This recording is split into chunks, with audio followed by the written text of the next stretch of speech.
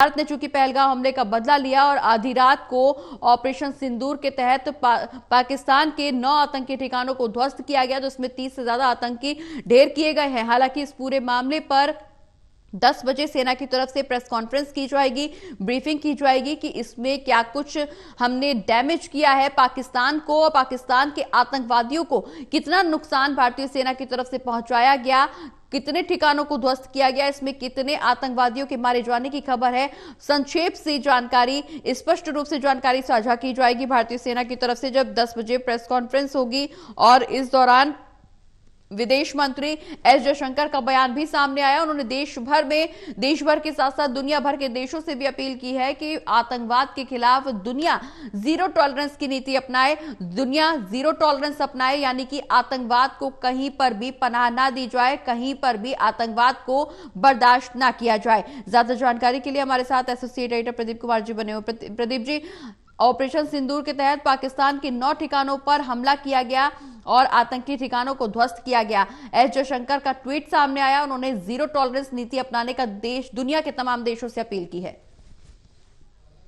Indian army ने आधी रात को पाकिस्तान को जो सूर्यदेव के दर्शन कराए हैं, अब वो भारतीय सेना का जाबाज पराक्रम देखने को मिला है। और भारतीय सेना ने जिन 9 ठिकानों को निशाना बनाया है उसमें बहलाउरपुर में जैश ए मोहम्मद का मुख्यालय है, मुरीदके में लश्कर तैयबा का मुख्यालय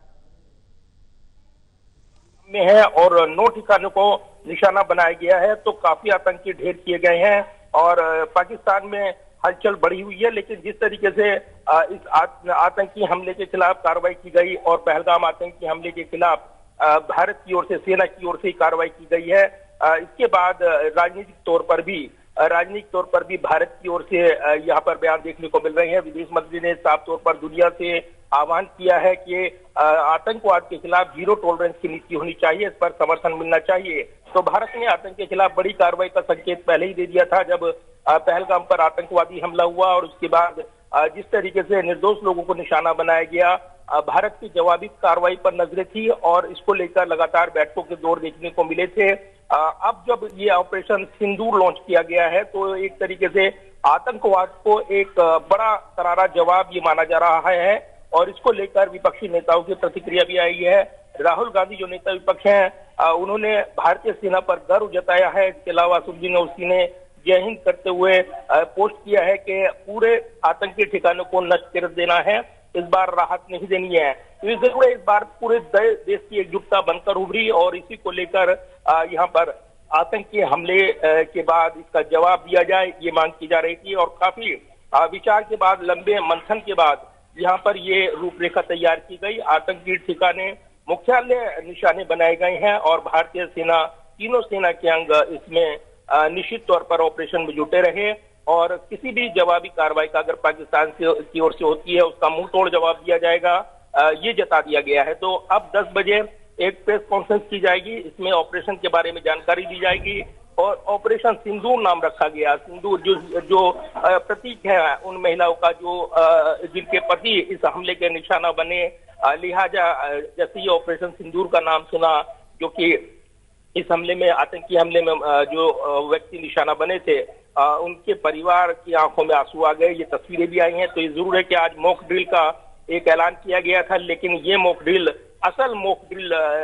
असल युद्ध की तस्वीर बनकर उभरी है और निश्चित तौर पर आतंकवादियों के ठिकानों पर कहर बनकर टूटी है भारतीय सेना, जिसने जबरदस्त कार्रवाई की है। और इसके बाद विदेशी तौर पर जो खासतौर से राजनीति और खासतौर से जो बातचीत हुई कल प्रधानमंत्री की अलग अलग राष्ट्र प्रमुखों से, वो साफ इशारा मिल रहा था कि एक बड़ी कार्रवाई भारत करने जा रहा है, जिसको लेकर विदेशी समर्थन जुटा लिया गया था और एक बड़ी कार्रवाई की गई है। लिहाजा अब सेना की प्रेस कॉन्फ्रेंस पर नजरें लगी है। बिल्कुल बिल्कुल प्रदीप जी, जिस तरह से आतंकवाद पर जीरो टॉलरेंस दुनिया दिखाए, ये बयान विदेश मंत्री एस जयशंकर की तरफ से दिया गया। इसके अलावा अगर हम राजनीतिक दलों का जिक्र करें तो राजनीतिक दलों के साथ साथ विपक्षी दल भी अब सरकार के इस फैसले का समर्थन कर रहे हैं। संदीप दीक्षित इस दौरान क्या कुछ कह रहे हैं वो भी सुनवा देते हैं, फिर लौटेंगे आपके पास।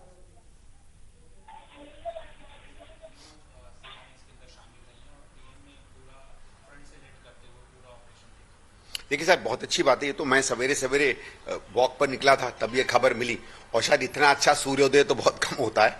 एक नागरिक होके, एक व्यक्ति होके, एक सीना जो है बिल्कुल गर्व से फूल जाता है। मैं तीनों सेनाओं को बहुत बहुत मुबारकबाद देता हूं। और अच्छी बात जो मुझे लगी कि जो बार बार कहना था, और जो भारत सरकार की हमेशा नीति रही है कि हम लोगों को, हम टेररिज्म पर हमला करेंगे, उनके कैंप्स को तोड़ेंगे, उनको समर्थन देने वाले, ट्रेनिंग करने वाले लोगों को बर्बाद करेंगे, वही किया है। जो लोकेशंस हैं, ये स्वाभाविक है कि सेना को और सरकार को पता चला होगा कहां क्या। इसमें कुछ तो हम लोगों को पहले से पता था कि जैश ए मोहम्मद, LET इनके हेडक्वार्टर्स कहां हैं, उस पर हमला किया है। एक अब बहुत इसका तगड़ा प्रभाव होगा, एक तरीके से उनकी कमर तोड़ेगा। ये टारगेट्स हिट करना बहुत जरूरी था। और जो बार बार हिंदुस्तान कह रहा था कि हम टेररिज्म के खिलाफ रिटेलिएट करेंगे, हमारा कोई वॉर का या कोई और चीज का नहीं है, तो उसके साथ हम लोग रहे हैं। तो इससे तो मुझे पूरा विश्वास है कि इंटरनेशनल ओपिनियन ताली बजाएगी, एक कांग्रेचुलेट करेगी हिंदुस्तान को, और एक बहुत बढ़िया कदम है ये।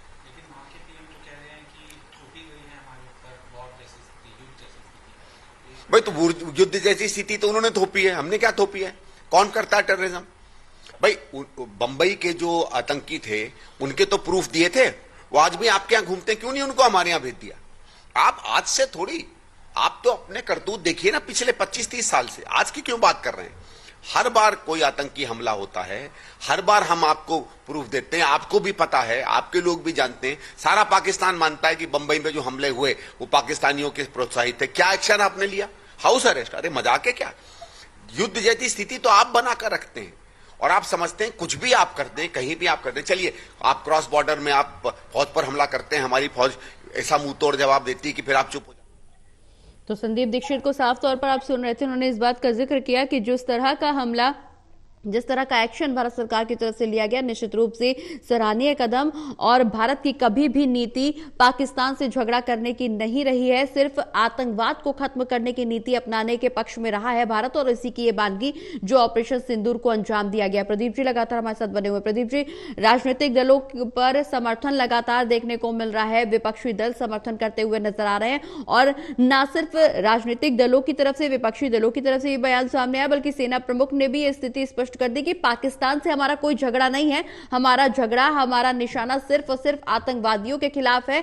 अगर आतंकिस्तान को पनपाया जाएगा या इसकी कोशिश भारत में की जाएगी, अगर दहशतगर्दी भारत में फैलाने की कोशिश की जाएगी, तो निश्चित रूप से भारत की तरफ से एक्शन लिया जाएगा, और इसी की बानगी ऑपरेशन सिंदूर। बिल्कुल, और ऑपरेशन सिंदूर के जरिए पूरी दुनिया को ये भारत ने मैसेज दिया है कि आतंकवाद के खिलाफ जीरो टॉलरेंस की नीति भारत अपनाएगा। बदला हुआ भारत है, और ये अपनी सीमाओं की रक्षा करना, अपने नागरिकों की रक्षा करना जानता है। भारतीय सेना ने जिस तरीके से करीब 15 दिन बाद पाकिस्तान को मुंह तोड़ जवाब दिया है इस कार्रवाई के जरिए, ये निश्चित तौर पर यहाँ पर पूरे दुनिया को एक मैसेज देती नजर आएगी। इस बीच ये जानकारी मिली है कि भारतीय जो सेना की ओर से निशाना बनाए गए हैं, जैसे मोहम्मद के 4 ठिकाने, लश्कर तैयबा के 3 और हिजबुल मुजाहिदीन के 2 आतंकी ठिकाने। तो इसके जरिए भारत ने आतंकवादी ठिकाने को निशाना बनाया गया है, न कि किसी प्रतिष्ठान पर हमला किया है या यहाँ पर आम नागरिकों को निशाना बनाया गया है।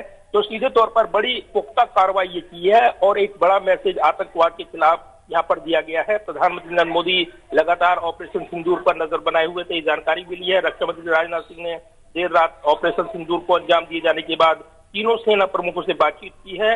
रक्षा मंत्री ने स्थिति की जानकारी ली है।